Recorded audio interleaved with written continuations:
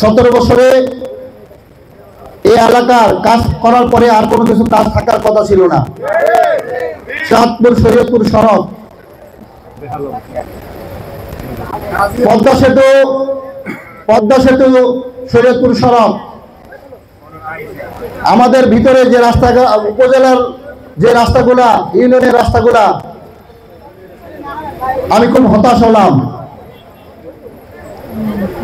কিন্তু ইনশাআল্লাহ, বলেন ইনশাআল্লাহ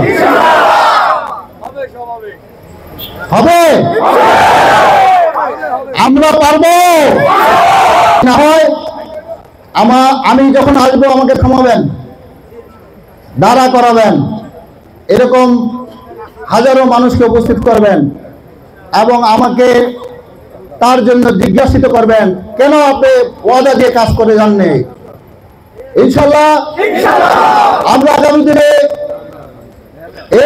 এই বেদরগঞ্জ, শরীয়তপুর 3 পুরো শরীয়তপুরের আমরা ইনশাআল্লাহ রোডঘাট সমস্ত জায়গায় উন্নয়ন করে আমরা প্রমাণ করব আমরা সত্যিকার অর্থে আপনারা যে ত্যাগ স্বীকার করে এখানে বসে আছেন, এইভাবে এর প্রতিদান আমরা ভালোবাসার মধ্যে দেব।